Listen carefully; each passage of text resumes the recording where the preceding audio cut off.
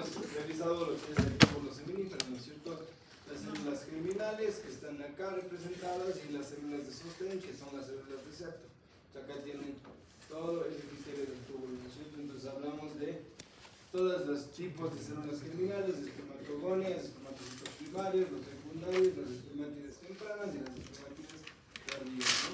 Y también hablamos de la morfología de las células de Sertoli, que son unas células grandes, cilíndricas, con un núcleo que no es redondo, ¿no es cierto?, que es oval o alargado, que tiene un nucleolo prominente y que cumple una función de sostén o de protección y de nutrición, ¿no? Que tiene que ver con la estructura del túbulo seminífero. Y les habíamos dicho que recuerden que es una célula grande y que ocupa todo el espesor. Su citoplasma sostiene o está emitiendo prolongaciones que se juntan y están en relación con todas las células germinales, es decir, cada una de estas células germinales está como pegada o tiene de alguna forma algún contacto con el citoplasma de las células de Sertoli en todo el espesor del epitelio, ¿no? Eso habíamos comentado. Acá tienen un dibujo o un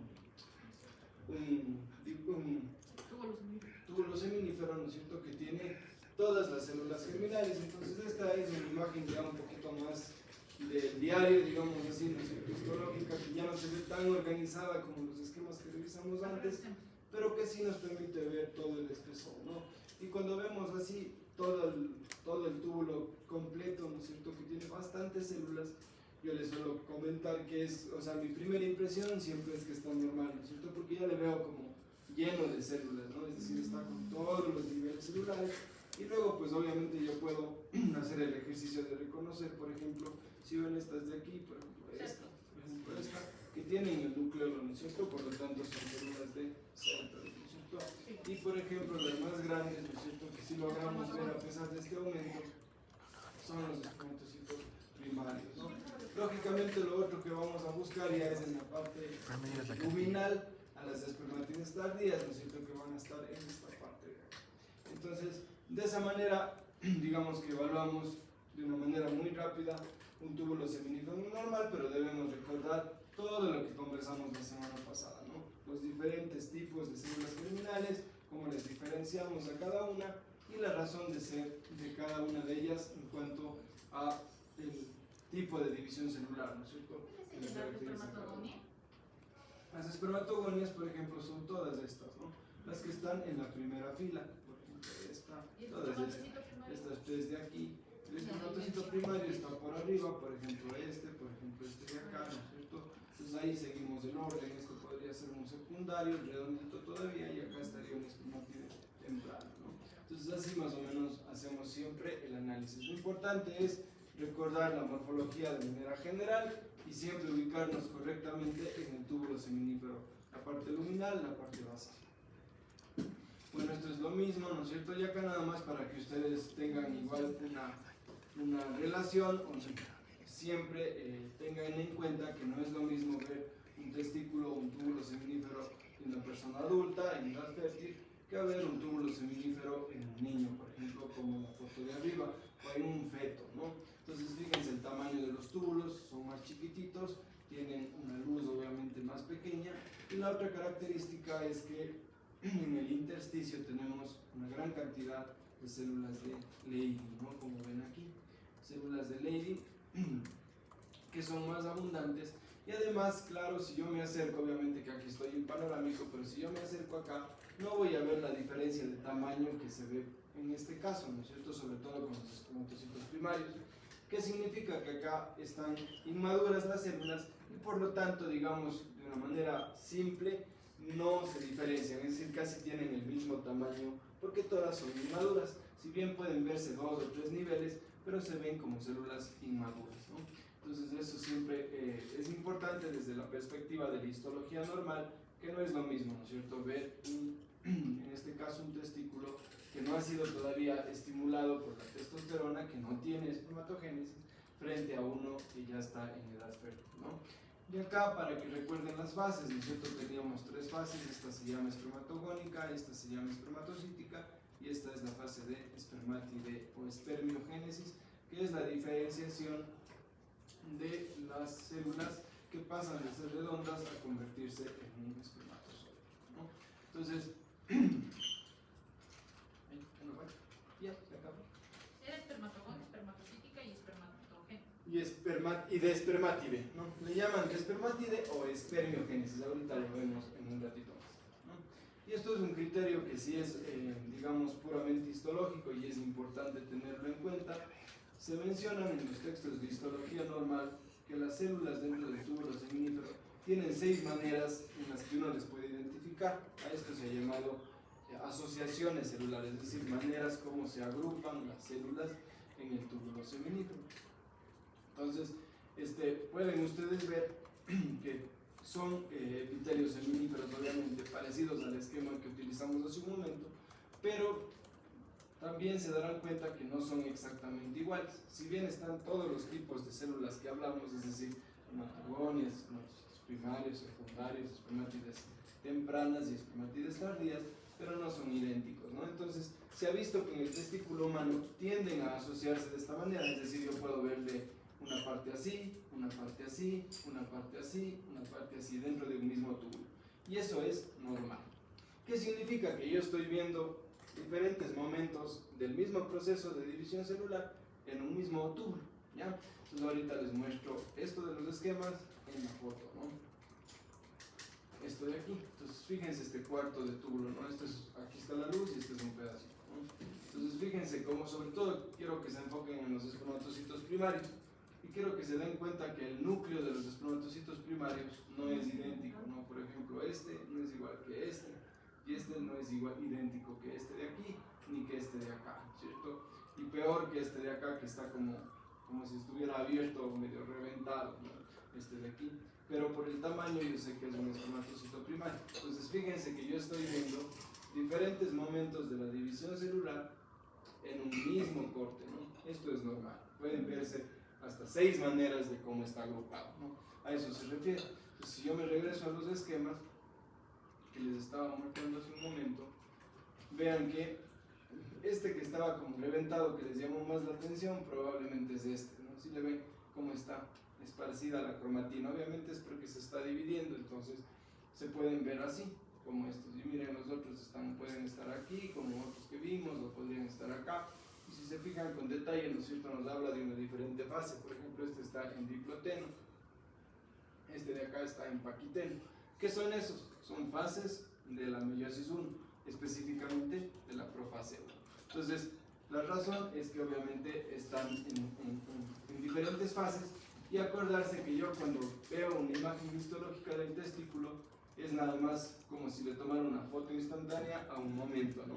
Un momento que queda paralizado en ese tejido, y por lo tanto yo le voy a ver así, ¿no? Con esa diferencia morfológica que no es anormal. Entonces, ¿para qué nos sirve todo esto que hemos conversado?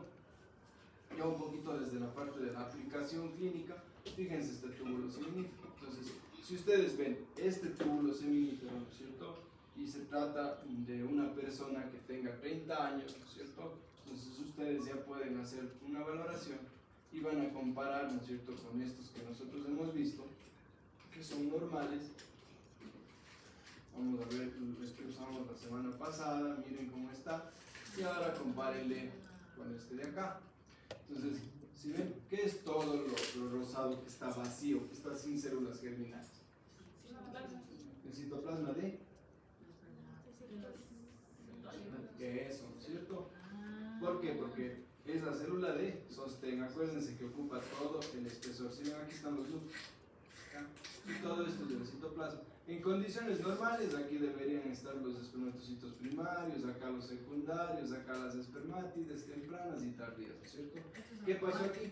Infertilidad, ¿no es cierto? Entonces fíjense que nosotros podemos hacer una evaluación, obviamente que esto ya es el siguiente paso, ¿no es cierto? Pero si yo conozco lo normal, yo sé observar, sé ver, sé darle explicación de por qué se ve así, no es difícil, ¿no es cierto?, comprender esta situación. Entonces, si quieren ser incluso más detallistas, ustedes pueden decir, está conservada la fase espermatogónica, porque fíjense que está toda la circunferencia, ¿no es cierto?, y en todos los túbulos. Y el problema empieza en la fase espermatocítica, ¿no es cierto?, porque aquí, bueno, podría decir que estos son primarios, pero ya no están en toda la circunferencia, hay apenas algunos y luego ya desaparece todo, ¿no? Entonces acá estamos viendo de más cerca, ¿no? Aquí incluso ya no se ven espermatocitos primarios en este ejemplo, entonces solo espermatogonias y células de células. También les sirve estos casos de infertilidad para convencerse de cómo es la morfología de la célula de Zetter, ¿cierto? Entonces fíjense, así es una célula de Zetter, ocupa todo el espesor, su núcleo es basal y todo esto es el citoplasma, ¿sí? Entonces ahí es como que refleja lo que realmente es morfológicamente, ¿no? Pero cuando lo vemos, obviamente esto está repleto de células y por eso alcanzamos a ver el núcleo y el nucleolo como la cosa más característica, ¿no? O sea, profe, en la infertilidad vemos como que las células de Zetter están más extendidas en el citoplasma. No es que estén extendidas, están sin presencia de células germinales. Y por eso se ven como su citoplasma aquí evidente, ¿no es cierto? Es decir, todo lo rosado que tú ves aquí representa el citoplasma de cada una de estas células. Si estuviera ocupado, obviamente que vamos a ver esto, ¿no es cierto? Entonces ya es difícil delimitar, ¿no es cierto? Pero se supone que debajo de todas estas células está el citoplasma de las células, ¿no? Entonces, y acá está un caso peor, ¿no es cierto? Para que ustedes lo puedan relacionar. Este tenía conservada por lo menos la primera fase. Esta de acá ya tiene solo células de células, ¿no? Entonces, claro, cuando yo pierdo toda la parte estrictamente funcional, ¿no es cierto? Me quedo nada más con las células mioides, que son estas de acá, y las de células, ¿no?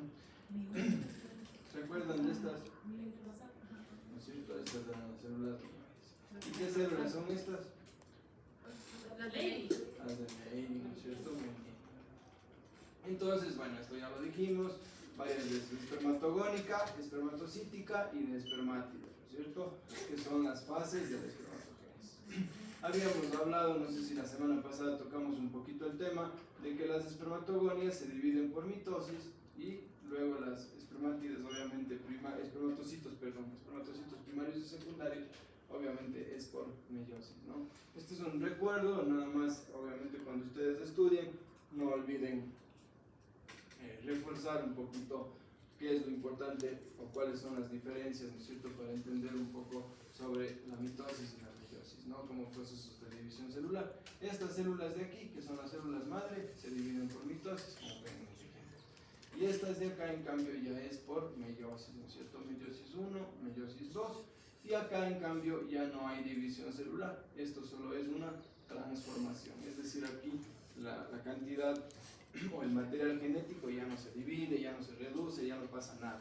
Acá solamente se transforma la morfología de la célula, que era redonda y luego se convierte en una célula alargada, como lo caracteriza al espermatozoide, ¿no? Bueno, esta foto es el túbulo seminífero que trae el Geneser, nada más para que no digan que no utilizo el Geneser, sino que es una foto bastante triste del túbulo seminífero. Pero aquí están las células mioides, estas son las espermatogonias, aquí están las células de Zetter y espermatocitos primarios, espermatocitos secundarios, aquí sería un espermátide temprano, ¿no? Y las tardías, pues no le estamos viendo. Terminamos con la espermiogénesis, ¿no es cierto? Que ya les mencionamos un poquito. La espermiogénesis, como les comentaba, es esa transformación de esta célula que era redonda hasta convertirse en espermatozoide, ¿no es cierto? Y pasa por estas 4 fases, se llama fase de Golgi, fase de casquete, fase de acrosoma y fase de maduración, ¿no? Que de una forma muy simple, ¿no es cierto?, lo que sucede, como les decía, es una transformación que va a estar un poquito orquestada por los centriolos, que son organelas intracitoplasmáticas que le van a indicar a esta célula dónde se va a formar la cabeza, en qué parte de la célula, ¿no es cierto?, en qué polo, y hacia qué lado también va a estar la cola, ¿no es cierto? Entonces, obviamente acá se formará el casquete acrosómico, que tiene las enzimas que van a participar en la reacción acrosómica con el espermatozoide, y hacia el polo opuesto la cola, que estará integrada por pieza intermedia, pieza principal y pieza terminal, ¿no es cierto?, que son las porciones de la cola del espermatozoide, en donde lo que destaca, digamos, es el tipo de cubierta. En el caso de la pieza intermedia, tiene una cubierta de mitocondrias, que aquí está representada en color verde. En el caso de la pieza principal tiene una cubierta de tejido de tipo fibroso o vaina fibrosa, y en el caso de la parte final no tiene nada de cubierta, ¿no es cierto? Y es nada más el complejo axonémico. ¿Qué es el complejo axonémico? Es el esqueleto o citoesqueleto del espermatozoide, ¿no? Que está constituido por estos túbulos, microtúbulos, ¿no es cierto?, que constituyen, digamos, el cuerpo, ¿no?, el esqueleto del espermatozoide. Y lógicamente toda esta estructura, cabeza, el casquete y la forma que tiene la cola con estas características, lo que le van a permitir al espermatozoide es una adecuada movilidad en base a una proporción de energía y a unas características que están en función de que este espermatozoide tenga toda la capacidad y la movilidad necesaria para cumplir con su función, ¿no es cierto?, que es la fecundación. Entonces hasta ahí con lo que es la espermatogénesis, ¿no es cierto?, que complementamos, terminamos lo que iniciamos a conversar la semana anterior. Una vez que estamos entonces en este punto, ¿no es cierto?, el espermatozoide ya está estructurado, si bien no está maduro, pero ya está completamente estructurado, va a ir o va a viajar por las vías espermáticas, ¿no es cierto? Entonces, ¿se acuerdan las vías espermáticas, no? Las vías espermáticas empiezan en unos tubos chiquititos que están aquí, entre el túbulo seminífero, que son estos, y la red de testis. Esos tubos chiquitos se llaman túbulos rectos, ¿no? Aquí apenitas, o sea, en el esquema no se ve, ya lo vamos a ver en fotos. ¿Cómo se llama? Túbulos rectos o tubos rectos. Luego tienen ustedes la red de testis, que es justamente la parte que se ve como un laberinto en la zona del mediastino testicular. Luego están los conductillos eferentes, que forman la cabeza del epidídimo, el cuerpo del epidídimo propiamente, la cola, y acá está el conducto deferente, ¿no es cierto? Esa es la primera parte, digamos, o esta porción del trayecto de las vías espermáticas. Entonces vamos a ir detallando las características histológicas más importantes, ¿no es cierto? Entonces, con esta panorámica que estábamos viendo acá, solamente inicialmente quiero que se fijen en la transición más evidente, ¿no es cierto? Si ven que aquí está el final de los túbulos, este es un túbulo, este es otro túbulo, este es otro túbulo, y aquí cambia totalmente de morfología y se ven estos tubos más irregulares, alargados. Miren acá de más cerquita, ¿no? Este es el final de un túbulo, si ven aquí están las células, y aquí empieza la red de testis. Entonces la transición no es difícil porque es un cambio medio brusco, ¿no es cierto?, de una cosa que es redonda, que tiene un epitelio con varias células, así como esto de aquí, a unas estructuras tubulares irregulares que si se enfocan solitas se ve así. Entonces vean cómo es la red de testis, ¿no? Tal cual, un poco transferir el dibujo, ¿no? Porque el esquema de la red de testis casi siempre está dibujado así, irregular. Entonces, de hecho, son tubos irregulares, ramificados, ¿no es cierto?, tienen como ramitas, y ya no es un epitelio estratificado, ¿no es cierto?, es un epitelio simple, es decir, este moradito de aquí, ya no tiene varias capas, sino tiene una sola capa, que es de células cúbicas, ¿no? Y lo que ustedes ven rosado, ¿qué será lo rosado que está entre los cubos?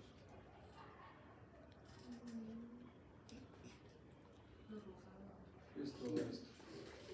¿Qué es todo esto que está entre los tubos?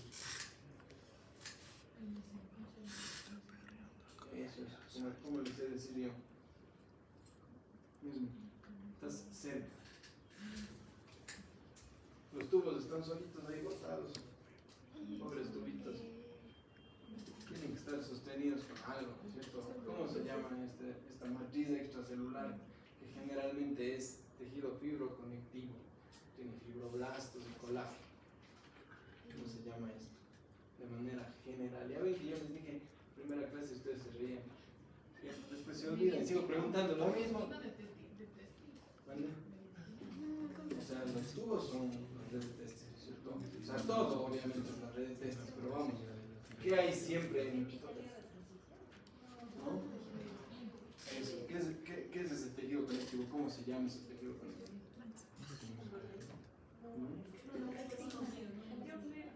¿No? De forma general, ¿recuerdan? Esa pregunta clásica que hace todo profesor de histología. ¿Estroma? Parénquima. ¿Qué es el parénquima? La parte, ustedes siempre repiten de memoria. Parénquima es la parte funcional y el estroma de sostén. Ya, entonces, el parénquima, ¿qué sería en este caso? ¿No es cierto? El parénquima o la parte funcional son los tubos, ¿no es cierto? Esto de aquí que tienen el epitelio y todo lo demás.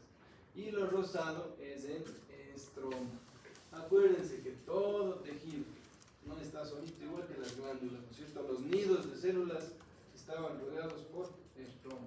En todo tejido hay parénquima y estroma, ¿cierto? Solo que en el túbulo seminífero dijimos que el estroma se llamaba específicamente, o que no le llaman estroma, sino que dicen intersticio, ¿cierto? Y en ese intersticio están las células de Leydig, ¿no?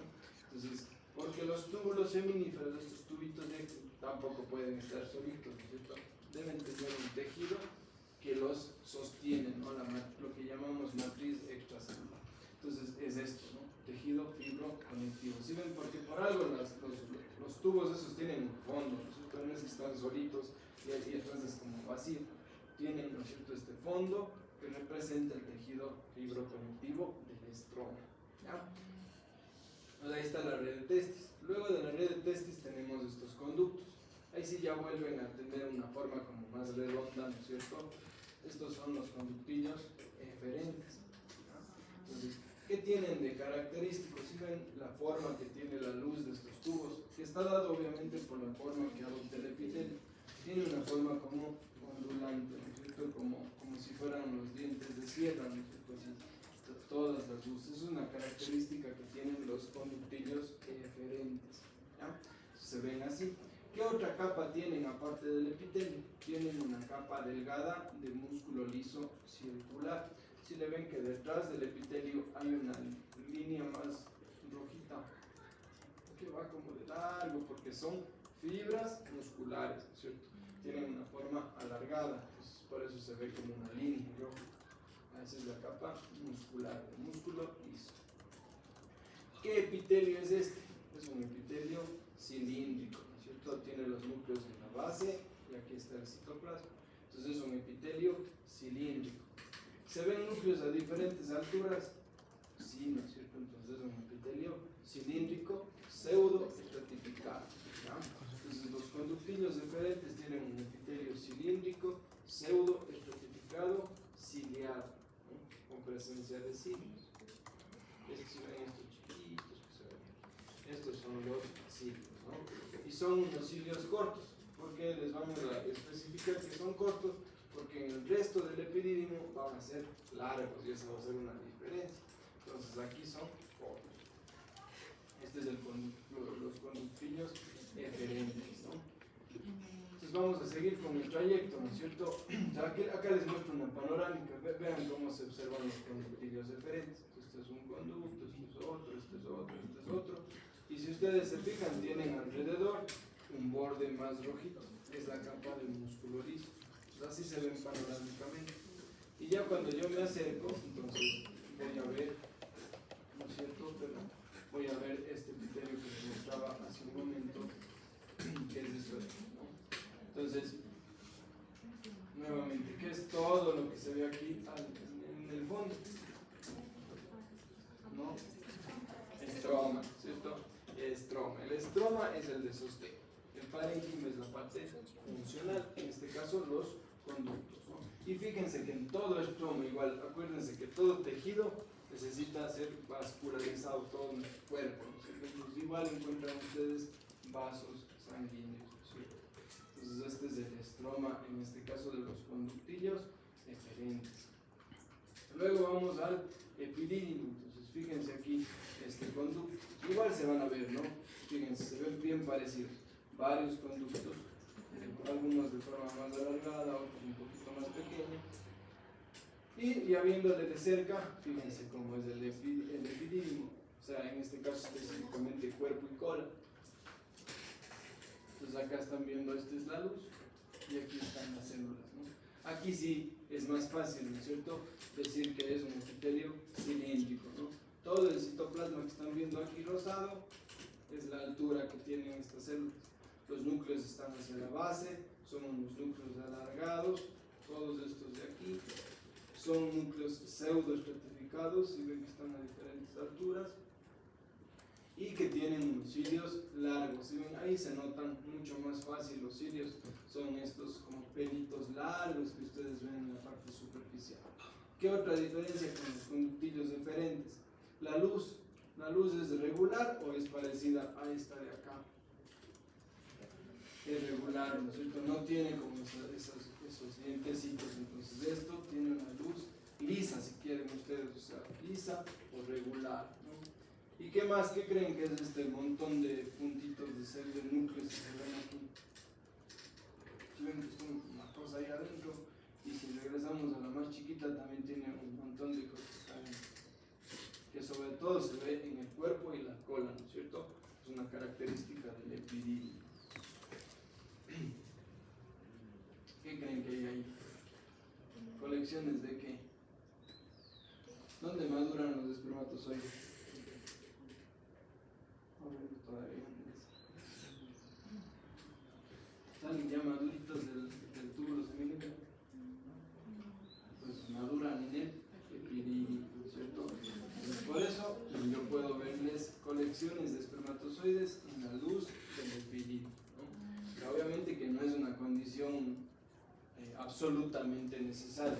Puedo ver luces como las que están viendo acá al lado, en donde no se ven montones de espermatozoides, pero sí por ahí en alguno de estos, como por ejemplo capaz este de aquí, se ven las colecciones de espermatozoides, ¿no? Profe, los rosaditos son los cilios, ¿verdad?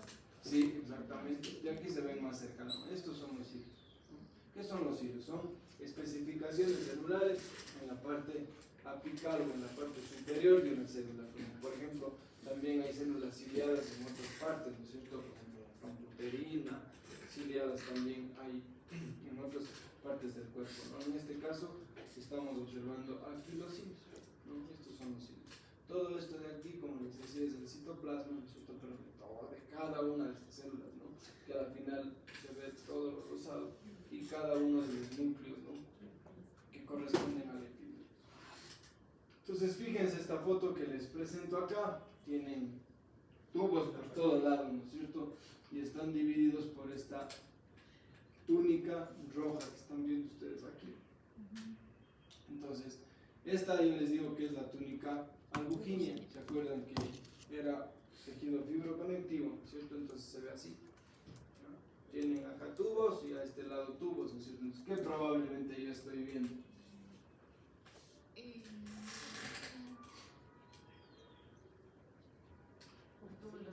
Miren estos de aquí y estos de acá.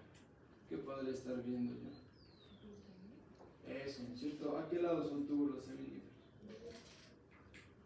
¿A la derecha o a la izquierda? Viéndole así de frente como estamos de la presentación. ¿Cuáles son túbulos seminíferos?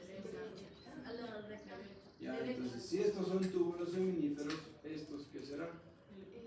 Eso, ¿no es cierto? Entonces vean que no es difícil. Si yo estoy bien ubicado, ¿no es cierto? Si yo estoy bien orientado, yo puedo ver, ¿no es cierto?, un corte de esta naturaleza. Aquí están los túbulos, acá está la túnica albuginea y acá veo la cabeza del epididio, ¿no es cierto? Si ven que estas luces tienen ese trayecto así, yo sé que está medio borroso, pero las luces son como irregulares, ¿no? Propiamente corresponde a la cabeza del epididio, pero bueno, con que reconozcamos que es epididio ya está bastante bueno, ¿no? Entonces, túbulos seminíferos, epididio, ¿no? Lo que estamos estudiando. Sigue el trayecto, ¿no es cierto? Entonces ya fuimos en orden, ¿no es cierto? ¿Cuál me faltó? ¿Cuál no les conté? No me quiero hablar. No, después no las mentir. Ya acabé. No, esa viene después. ¿Qué parte de las vías espermáticas no les conté?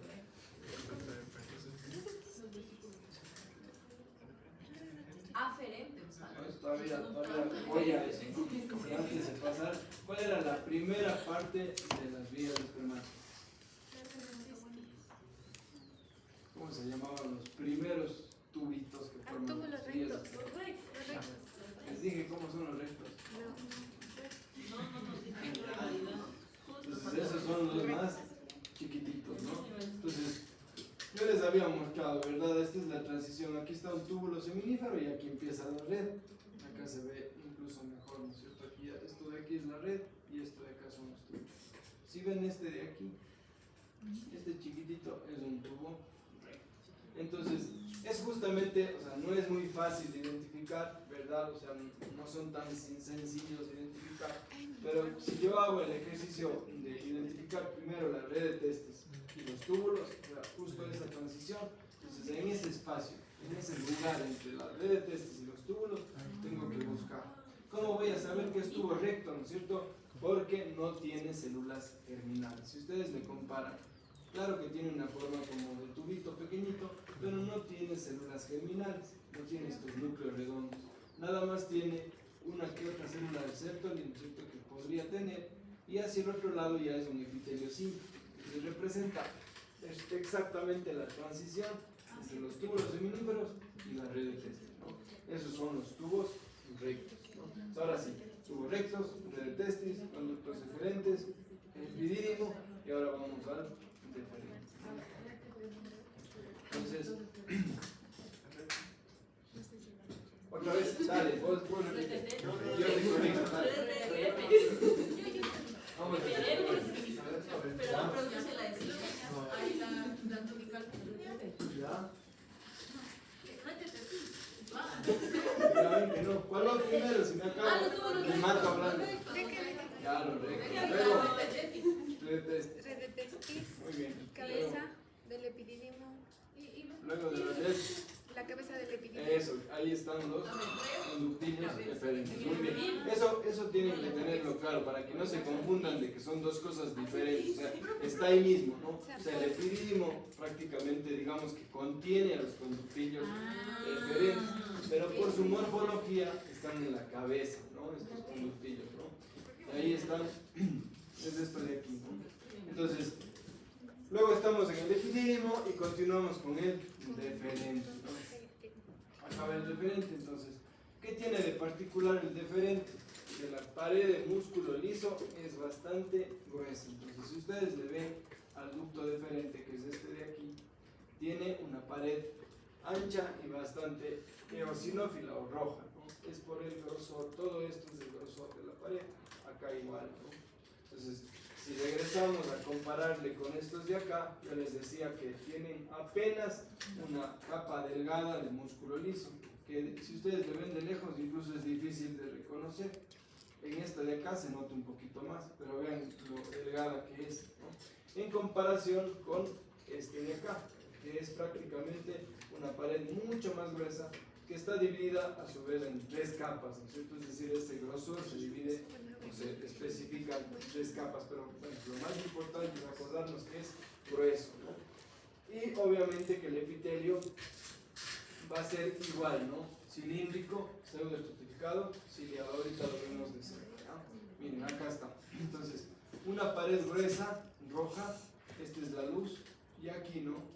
Nos acercamos a este epitelio que está señalado aquí con este cuadrito y vamos a verlo así, aquí. Aquí están los cilios, ¿ya? Igual es cilíndrico, igual es pseudoestratificado. Entonces, como ustedes habrán notado, desde los conductillos deferentes hasta el conducto deferente, el epitelio es el mismo. Cilíndrico, pseudoestratificado, ciliado. ¿Cuáles son las diferencias? En el caso del deferente, el grosor de la pared. En el caso del epidídimo, el epitelio es cilíndrico alto, que tiene cilios largos y que tiene una luz regular. En el caso del eferente, que tiene una luz irregular, que tiene un epitelio cilíndrico bajo y que tiene unos cilios cortos, ¿no? Esa es básicamente la diferencia, ¿no? Acá estamos con el deferente, como les decía, y ahora quiero que se enfoquen en esta fotografía. Acá está el deferente, y fíjense que acá hay otras luces más chiquititas, que también tienen un músculo liso de pared, por eso es un rojito. Y acá hay un poco de tejido adiposo blanco, ¿no? Unos tabiques fibroconectivos. Entonces, todo esto de aquí, ¿cómo se llama? ¿Quién se acuerda? Que tiene vasos, tiene nervios, tiene tejido blando y tiene el conducto deferente, ¿cómo se llama? Entonces fíjense que esta imagen de aquí es cordón espermático, no es nada más conducto deferente. ¿Por qué? Porque aparte del conducto deferente tiene vasos, tiene tejido adiposo, ¿no es cierto? Si yo estoy viendo más que solamente el ducto deferente. Ahora, si yo solo veo el ducto deferente, pues lógicamente que va a ser solo ducto deferente. Y eso sucede en la vasectomía. En la vasectomía ligan con ducto deferente y exclusivamente yo veo ducto deferente. Sigue el trayecto, ¿no es cierto? Llegan los ductos deferentes y van hacia acá. ¿A dónde llegan? A las vesículas seminales, ¿no es cierto? Y aquí los ductos deferentes forman, ¿qué conductos forman aquí? ¿Cómo se llaman los conductos? Eso, los conductos eyaculadores, ¿no es cierto? ¿Y a dónde van esos conductos eyaculadores? ¿Qué es esto? Eso, uretra, ¿no es cierto? ¿Qué uretra es esta? Prostática. Por lo tanto, ¿qué es esto entonces? La próstata, ¿no es cierto? Entonces acá estamos viendo vesículas seminales y próstata. Por eso la próstata es la glándula anexa masculina más grande. Es como una nuez, ¿no es cierto? Grande. Y estas son unas dos chiquititas que están hacia la cara posterior de la próstata. Y estas las vamos a ver primero. Entonces vamos a las glándulas anexas masculinas. Vesículas seminales, próstata. Vesículas seminales, entonces ahí tienen ustedes la longitud referencial normal. Y vamos a describir tres capas. Desde la luz de la vesícula seminal, si ustedes abren la vesícula, obviamente tiene la parte de la luz y viene la pared. Entonces, mucosa, muscular y adventicia, en orden, ¿no es cierto? Las tres capas de la vesícula seminal. Vamos a ver una imagen. Entonces, vean, esta es una vesícula seminal. Aquí está la luz. ¿Qué es lo que más les llama la atención de ese dibujo? Eso, ¿no es cierto? Lo irregular de la mucosa, ¿no es cierto?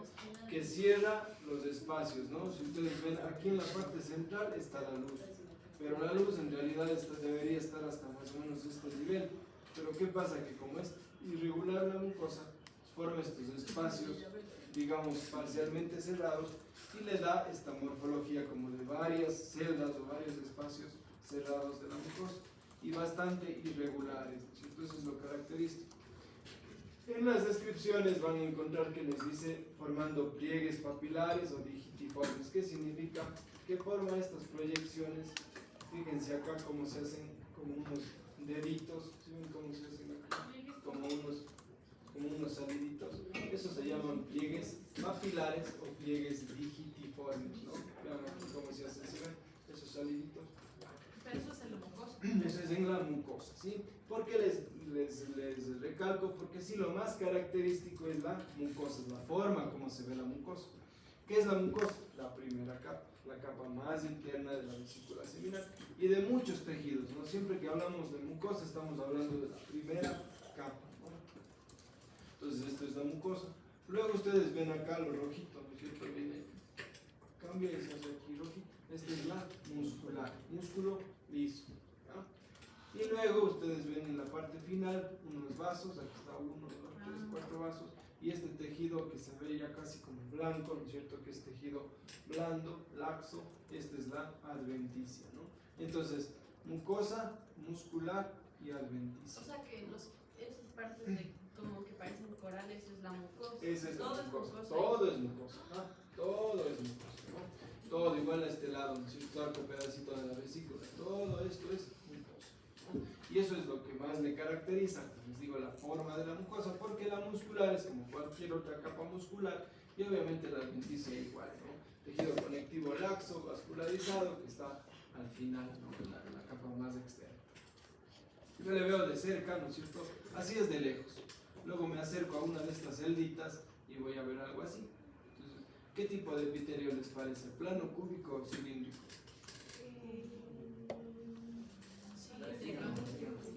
Eso, ¿cierto? Ya entre cúbico y cilíndrico está bien, ¿ya? Porque sí se ve un poquito más bajo acá, pero específicamente es cilíndrico, ¿no? Ya ustedes van haciendo el ejercicio, lo importante es que no le veamos plano, ya eso sería lo más grave. Entonces esto es un epitelio cilíndrico, ¿no? Miren, aquí están los núcleos en la base y esto de aquí es el citoplasma. Igual tiene un epitelio cilíndrico, ¿no? Así es el epitelio de la vesícula seminal. Importante, ¿no es cierto? ¿Qué tiene la vesícula seminal? ¿Qué podría encontrar yo aquí? si bien en la foto no se está viendo, pero yo puedo encontrar en otras imágenes. ¿Qué produce la vesícula seminal? Espermatozoide. ¿Qué produce la vesícula seminal? No produce espermatozoides. Solo los túbulos seminíferos producen los espermatozoides. ¿Qué produce la vesícula seminal? Semen. Eso, líquido seminal, ¿cierto? Es que eso no. Entonces, ¿qué puedo ver yo aquí? Unas manchas rosadas que serían el líquido seminal. Si ven este chiquitito de aquí, ya pero más grande, ya podrían ser unos círculos mucho más grandes rosados que representan el líquido seminal. Y eso está buena la confusión, ¿por qué? Porque la vesícula seminal no tiene espermatozoides.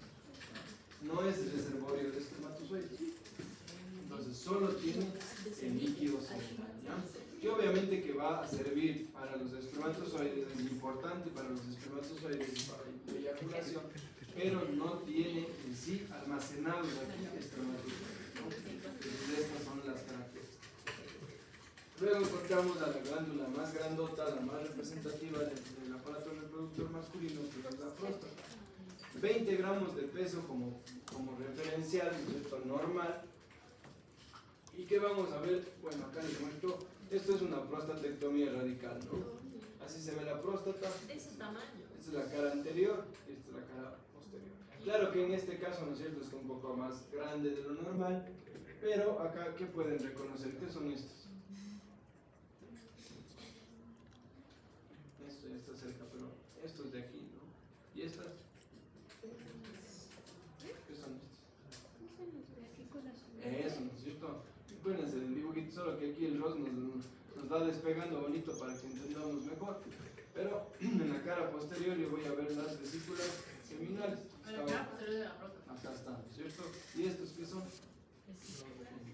Eso, ¿no es cierto? Los conductos deferentes que aquí ya entrarían como conductos eyaculadores, ¿no es cierto? Entonces acá está la cara anterior. ¿Qué voy a ver ya propiamente en el tejido prostático? ¿Qué son estos? Cuando ustedes ven eso, muy bien, ¿cierto? ¿Se acuerdan la primera clase que yo les dije? Cuando tienen forma así, tubular, puede ser acinar, puede ser alveolar, puede ser túbulo acinar o túbulo alveolar. La próstata es túbulo acinar, ¿cierto? Si tiene partes como tubos y otras partes en donde se dilata, como ustedes ven aquí formando este trébol, y se le llama acino. Entonces la estructura es de glándulas túbulo acinar. Lo más importante es que recordemos que hay glándulas, ¿no es cierto? Por eso la próstata, acuérdense, es una glándula. Entonces, cuando yo veo la histología, voy a ver glándulas, ¿no es cierto? Luz, toda glándula tiene una luz y tiene obviamente su epitelio que lo tapiza o lo reviste. Entonces, todas estas son glándulas prostáticas. ¿Qué es todo lo rojo que está alrededor de las glándulas? Eso. Muy bien, ya con uno salva a todo el grupo. Estroma. Ya no tenemos pruebas. Sí se van a acordar que del estroma, entonces, Sostiene. ¿qué está el estroma aquí en comparación con el de acá? Verá, vamos a ver, son observadores. Este estroma de aquí, ¿no es cierto? Ya, y ahora vean el de la próstata. Eso, más rojo, ¿cierto? Entonces este es predominantemente el músculo liso. ¿Ya? El estroma de la próstata es predominantemente el músculo liso, por eso se ve más eosinófilo o rojo, pero también son fibras musculares, es decir, células fusiformes alargadas con núcleos también alargados. ¿Qué células normalmente tiene un acino prostático o una glándula prostática? Vean, aquí están. Entonces, ¿qué forma tienen? Cúbica, cilíndrica, plana. Eso, ¿no es cierto? Muy bien. Otra vez, entonces, ven que ya estamos. Y en este caso sí, van a encontrar que les describe tal cual, o sea, entre cúbico y cilíndrico. Eso es lo normal. Es decir, que algunas glándulas pueden tener una morfología de células un poquito más bajas y será considerado cúbico. Y en otros casos, como esta, por ejemplo, que los núcleos sí están en la base, si bien son redonditos, pero todos a la vez pues del citoplasma, entonces le considera cilíndrico, ¿no? Todas las glándulas. Todas las células que revisten la acino, ¿no? Entonces son células entre cúbicas y cilíndricas, ¿no? ¿Cómo se llaman esas células? Células acinares, ¿no? Estas de aquí. ¿Ya? Células acinares. No solamente hay las células acilares, también hay las células basales. Y como ven, están abajo, ¿no es cierto? En la base, por detrás de las acilares. Entonces, una glándula prostática normalmente tiene doble hilera celular. La primera, que son células cúbicas o cilíndricas, que se llaman células acilares. Y la otra, que son células aplanadas, que están por detrás, como haciéndole un refuerzo de células ahí, que se llaman células basales. ¿Ya? Igual si ustedes ven acá, este de aquí sería la célula acilar, todo esto, ¿no es cierto? Y estas que están por detrás, alargadas, son las células basales. ¿Sí estamos claros, no es cierto? Acilares y basales. Y el estoma del músculo liso. ¿Por qué es importante? Porque cuando desaparecen las células basales, es decir, no tengo células basales, ese es un criterio de malignidad, es decir, de cáncer de próstata. ¿Cómo? ¿Puedes repetir? Que cuando desaparecen las células basales es un criterio de malignidad. Es decir, cuando tengo una sola, obviamente que no es solo eso, ¿no es cierto? Sino que las glándulas ya se vuelven feas, es decir, ya no van a estar tan redonditas así, sino van a estar mucho más irregulares, el estroma igual se ve diferente, esto ya son características morfológicas un poquito más avanzadas, pero sí que les van a encontrar ustedes mencionado la importancia de las células basales como uno de los criterios para la evaluación normal, es decir, dicho de otra forma, lo normal es que todas las glándulas siempre tengan doble fila, las acilares y las basales. Cuando yo ya no veo la doble fila, tengo que pensar mal, ¿no es cierto? Que esa glandulita probablemente ya se está malignizando, ¿no? Es decir, pasando hacia el cáncer de próstata, ¿no? Acuérdense que el cáncer de próstata es muy frecuente, ¿no? Es de los cánceres más importantes de los varones. Acá estamos viendo lo mismo, ¿no? Células acilares y basales, un poquito más cerca, creo que es la que estábamos viendo hace un momento. Entonces, esto es digamos que lo esencial de la próstata, ¿no? Este tipo de glándulas que ustedes lo van a ver, por eso se llaman glándulas principales de la próstata, esta morfología. Pero a más de estas glándulas que se ven en la gran mayoría o de manera predominante en la próstata, también hay otros hallazgos que asimismo son normales y que son casi siempre vistos también, como este de aquí. Estos se llaman cuerpos amiláceos, ¿no? ¿Qué son estos cuerpos amiláceos? Son depósitos de glucoproteínas que se depositan de manera normal en la luz de las glándulas prostáticas, ¿no? Estos cuerpos amiláceos. Y mientras más viejito sea la persona, va a tener una mayor cantidad de estos cuerpos amiláceos. ¿Dónde están? De glucoproteínas, ¿no? Principalmente el amiloide, por eso le llaman cuerpo amiláceo. Glucoproteínas, ¿no? Y como ustedes ven, se ven como unas láminas concéntricas parecido a cuando cortan la cebolla, ¿no? Así se ve. ¿Y en dónde están?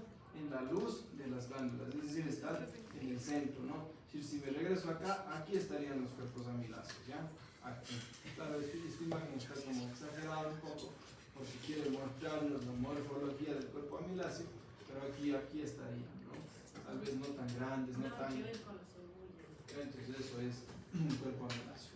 ¿Qué otro detalle es importante en la próstata? Bueno, acá vemos con la morfología, ¿no? Entonces les decía yo, esto es lo típico, ¿no? Lo más abundante, glándulas principales. Cuerpos amiláceos también son importantes, también casi siempre lo vamos a ver. Y una cosita más, miren esta morfología de acá. Si ven que está un poco diferente que las primeras que les mostré, esto se ve nada más en la zona central de la próstata. Y ahorita regresamos a las zonas para como es igualar este conocimiento. Entonces, en la zona central quiero que se fijen, verán, esto de aquí, porque ahorita y quiero que vean la forma, ¿no? Si ven estas glándulas, no son tan irregulares, ¿ya? Compárenles con estas de acá. ¿Sí ven? Esto pasa solo en la zona central de la próstata, que se ven unas glándulas más irregulares. ¿Cómo se llama? ¿Ya? ¿Cómo se llama aquí? Eso. Se llama próstata, pero en el O sea, esos exactamente que se encuentran en la parte central. Sí, exacto. O sea, ahorita voy. O sea, es un cambio morfológico normal. ¿Por qué se menciona? Porque cuando ustedes se acercan, fíjense estas células de aquí. Claro que ahorita les va a parecer un poco más lejano lo que les voy a decir porque ustedes están viendo lo normal. pero quiero que vean estos núcleos. Si ven que tienen un núcleo prominente y están como unos montados con otros, aquí son estos, ¿ya? Quiero que le vean acá, lo que estábamos viendo de normal. Si ven que aquí no pasa eso, no, y el núcleo no están montados, están ordenaditos. Entonces, cuando yo veo esto de acá en toda la próstata, es decir, en cualquier parte, yo tengo que decir, aquí hay atipias, ¿ya? Es decir, el tejido está medio feo, puede ser un cáncer, ¿ya? Pero si solo veo en la zona central, esto es normal. No sé si me hago entender, es un cambio morfológico normal. ¿Por qué? Por la cercanía que tiene con las vesículas seminales. Eso hace que como que tiende a parecerse al epitelio de la vesícula seminal. Acuérdense que la vesícula seminal era así feíta, ¿no? Entonces, por esto, ¿ya? Pero solo pasa en la zona central. Ahorita hablamos de las zonas prostáticas y va a quedar más chévere. Entonces les decía, es por esto, ¿no? Solo en la zona central. Pero esto es una cosa como adicional, ¿ya? No me interesa tanto que se acuerden eso. Con que se acuerden las principales y los amiláceos, estamos bastante conformes. ¿Qué más? Entonces, les decía, ahorita hablamos de las zonas prostáticas. Ustedes seguramente, si no lo hablaron esto, lo van a conversar seguramente porque es importante. Las zonas prostáticas tienen una relevancia tanto desde el punto de vista clínico como también patológico. Se toma como referencia la uretra, que está en el centro, y luego tenemos alrededor de la uretra esta zona que aquí está en azul, se llama zona de transición o transicional, o periuretral también, justamente porque está alrededor de la uretra. Luego tienen ustedes toda esta parte de acá, que lógicamente se llama zona central por obvias razones, y la zona periférica también, ¿no es cierto? La que está hacia el centro, zona central, y la que está hacia los costados, hacia la periferia, zona periférica, ¿no? Y bueno, en esta parte anterior se describe el estroma fibromuscular, que ahorita ya lo van a entender. Entonces, esto visto en histología es así. ¿Cuál es la parte anterior? Acá, ahí voy. Esto de aquí es un corte completo de la próstata, ¿sí? Imagínense que es como una tajada de la próstata de todito, ¿no? Ya. Entonces, acá al centro está la uretra. Entonces, y si ven que acá hay otra luz, ¿qué llegaba por la parte posterior hacia la próstata?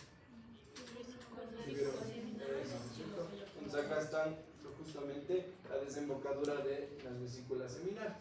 Entonces, esas son las referencias. Alrededor de la uretra se llama zona periuretral o de transición. Sería esta de aquí, que está en el recuadro P.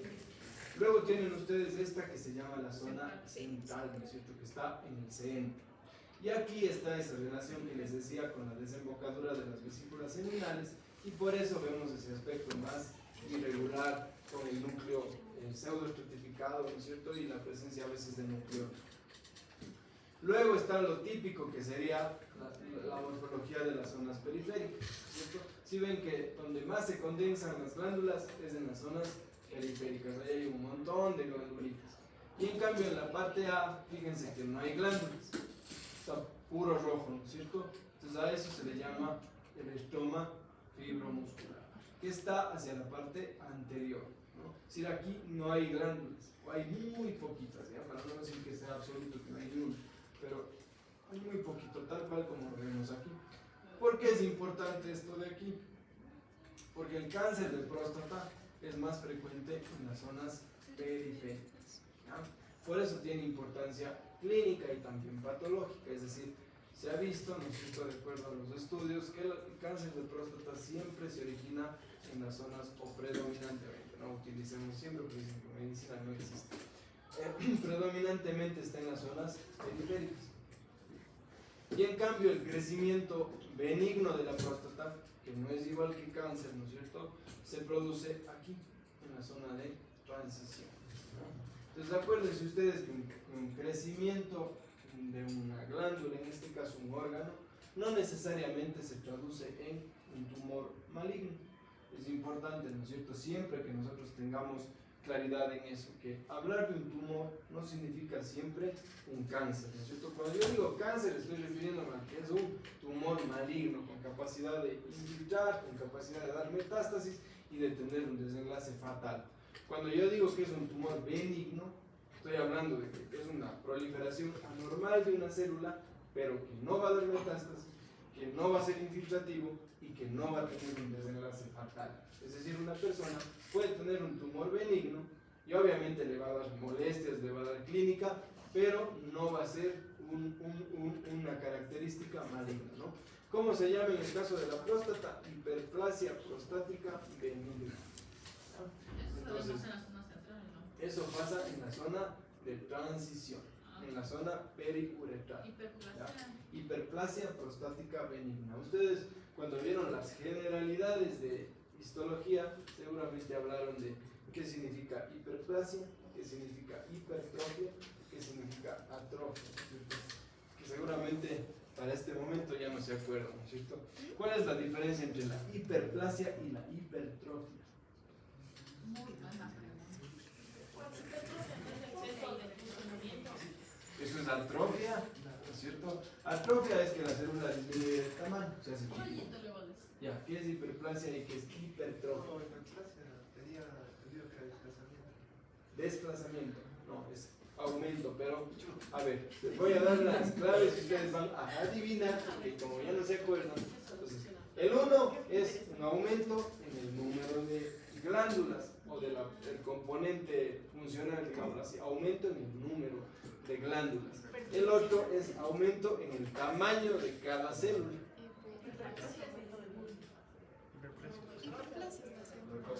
Eso, aumento del número de glándulas, otro aumento del tamaño de la célula. ¿Cuál es esa hipertrofia? ¿Cuál es la diferencia? ¿No es cierto? Ustedes tienen una glándula, ¿no es cierto? Vamos para que se entienda. Una glándula, ¿cuántas células tiene? Muchas células, ¿no es cierto? Ya yo me puedo poner a contar aquí. Ya tiene varias. Esto es una glándula, tiene varias células. Hiperplasia es el aumento anormal en el número de glándulas. Un montón de glándulas, ¿no es cierto? Hipertrofia, en cambio, es el crecimiento de la célula que conforma esta glándula, ¿ya? Es decir, yo puedo tener una hipertrofia sin hiperplasia. Quiere decir que las glándulas en número están normales, pero todas esas células están grandotas. Casi siempre, ¿ya? Pero esa es la diferencia. Entonces, por eso se llama hiperplasia prostática. ¿Qué significa? Que aumenta de manera anormal la cantidad de glándulas. Pero el concepto tal vez no es precisamente exacto porque no solo aumenta las glándulas, también aumenta el estómago. ¿Qué pasa si yo tengo un agrandamiento de la próstata en esta parte? ¿Qué va a pasar si yo tengo la próstata grandota y crece aquí? ¿Qué ven que pase? ¿Qué es esto? ¿Qué era eso de ahí? La uretra. ¿Qué pasa si yo tengo un crecimiento anormal aquí? ¿Ya? ¿Qué me va a dar como síntomas? Eso, ¿cierto? Obstrucción. Entonces hay síntomas obstructivos urinarios. Si ustedes tienen a su abuelito todavía vivo, muy seguramente les dice que ya tiene problemas de la próstata, ¿no es cierto? Y si no se ha sacado su próstata, entonces seguramente toma su medicación para la próstata. ¿Cuáles son las molestias que tienen ellos? Justamente del tipo miccional, es decir, tienen que estar orinando a cada rato, tienen dificultad para orinar, ¿no es cierto? Justamente por el crecimiento, ¿no? Entonces esa es la importancia de las zonas prostáticas. Vamos terminando, por fin. Ahí voy. Entonces, las glándulas bulbouretrales, estábamos hablando de glándulas, ¿no? Estuvimos hablando de vesículas seminales, luego próstata, ahora las glándulas bulbouretrales. Estas glándulas son unas glándulas que producen moco, ¿no? Tienen una función de lubricación y se ubican detrás del bulbo del cuerpo esponjoso del pene. Entonces, vamos a observar acinos mucosos, ¿no? Quiero que se fijen acá arriba. A diferencia de la próstata, de las glándulas prostáticas, estas tienen una luz chiquitita, ¿no? Es un acino, apenas se ve la luz. Y todo lo pálido son las células, ¿no? Células que están llenas de moco, ¿no? Todos estos, aquí hay un acino, 1, 2, 3, 4, 5, 6, 7. Todos estos son acinos. Y ese moco obviamente tiene que salir por algún conducto, que aquí está señalado con la letra D. Estas son las luces de los conductos, ¿no? Por eso se ven un poco más dilatados, ¿no es cierto? Porque son conductos, ¿no? Conductos, acuérdense, parecidos a los conductos, por ejemplo, del páncreas, ¿no? Son conductos que van a llevar, en este caso, el moco, ¿no? Entonces estos son acinos mucosos, ¿ya? Que constituyen las glándulas bulbo-uretrales. Diferente, ¿no es cierto? Quiero que me comparen, porque claro, estamos hablando de glándulas también, pero en este caso tienen otra morfología, ¿no? Doble hilera celular, un núcleo redondo más evidente. En este caso, en cambio, el núcleo generalmente está en la base y se ve muy poquito, ¿no? Apenas se logra observar en la parte basal los puntitos negros. Y luego, finalmente, vamos a hablar del pene, ¿no? Entonces, lógicamente que ya desde la histología no les va a causar confusión, ¿no es cierto? Porque es una histología característica. Tenemos entonces un eje central, ¿no es cierto?, del cuerpo del pene, que está constituido por 3 cilindros, tres estructuras más o menos redondeadas, ¿no? Los dos de atrás, o los dos cilindros posteriores o dorsales, son los cuerpos cavernosos, y el que está hacia la parte ventral es el cuerpo esponjoso, ¿no? Esos son los 3 cuerpos que constituyen el eje central o el tejido propiamente eréctil, ¿no? Como ustedes ven alrededor de esos hay una banda más gruesa roja, esa es la túnica albuginea. También se llama túnica albuginea aquí y está formando como la cápsula o el revestimiento de los cuerpos cavernosos. Entonces es la túnica albuginea. ¿Qué tenemos en el centro del cuerpo esponjoso? La uretra peniana, ¿cierto? Entonces esta luz que aquí apenas se ve es la uretra peniana, ¿ya? Y si ven ustedes que tanto en los cuerpos cavernosos como en el esponjoso hay un montón de lucecitas chiquitas o de espacios blancos, ¿sí? Todito esto. Y acá unos un poquito más grandes. ¿Entienden? El esponjoso es esto, ¿no? Y los cavernosos los de arriba. Y los dos de acá son los cavernosos, ¿no? Este es el esponjoso, ¿ya? ¿Qué son todos esos espacios? ¿Qué son todos esos espacios blanquitos que ustedes ven ahí? ¿Qué creen que son en la estructura del pene? En ambos, porque en ambos es lo mismo. Solo que acá son un poco más dilatados, como se ve, y acá son un poquito más compactos, pero son lo mismo. Entonces, ¿qué debemos acordarnos? ¿No es cierto? Ustedes cuando tengan dudas, acuérdense de lo que saben en teoría, en fisiología normal, ¿no es cierto?, en anatomía. ¿Cómo es o por qué se da la erección del pene? Eso, ¿no es cierto? Eso. Entonces, si se llenan de sangre, ¿qué son esos?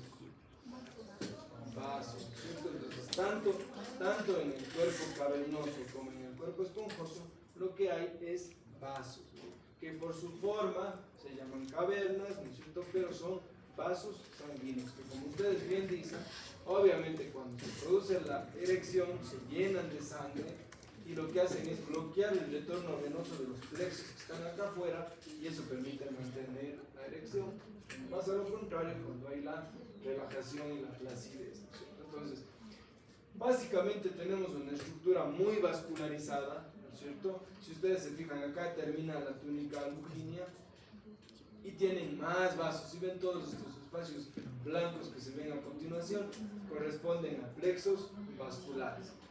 Como la mitad inferior va a ser el plexo vascular profundo y la mitad superior será el plexo vascular superficial. Y ya por arriba, ¿no es cierto?, ya al final, ¿no es cierto?, ya en el borde del cuerpo peniano, pues tendremos la piel del pene, ¿no? La piel del pene, que en la parte de abajo, ¿no es cierto?, nos muestra un poquito más, con un trayecto más como engrosado en esta parte de acá, que corresponde a la piel del prepucio, ¿no? Entonces, esto vamos a verlo en un esquema, ¿no es cierto?, para un poco facilitar la comprensión de las capas. Acá está nuevamente, ¿no es cierto?, un corte transversal. Entonces, los rosados serían los cuerpos cavernosos, la parte gris es la túnica albuginea, acá en amarillo está el cuerpo esponjoso, al centro la uretra peniana y acá están los plexos vasculares, ¿no? Aquí, bueno, está un solo dibujito, pero tenemos plexo profundo, plexo superficial y en la parte final la piel del pene. Otro detalle importante que en la parte central de los cuerpos cavernosos se observan las arterias profundas del pene. acá, bueno, no se están viendo claro, pero ya les mostramos en el dibujo que les mostré inicialmente. Entonces acá otra vez, ¿no? Otra comparación, acá está de mejor manera, ¿no? Estos son los cuerpos cavernosos, aquí están las arterias profundas del pene, esos huequitos representan los vasos de los cuerpos cavernosos, acá está el esponjoso, que también tiene vasitos, y en el centro está la uretra peniana, acá está el plexo vascular profundo, acá está el plexo vascular superficial, y luego estaría la piel, ¿no? Entonces ahí estamos con la estructura del pene, ¿no? Preguntas, por favor. Aquí. La fosita, no, aquí no, acá no, en esta imagen histológica no lo estamos observando. Lo que sí les quiero mostrar es el tipo de epitelio, porque eso sí, vamos a hablar un poquito la siguiente semana también en femenino.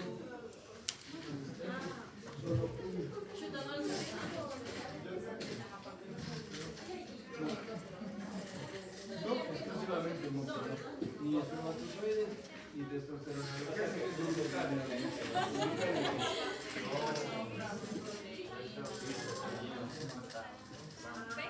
No vale.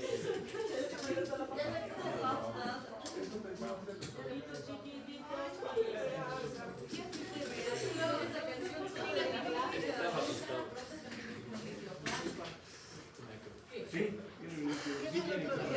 normalmente líquido de la próstata. Al Pedro le preguntas literal.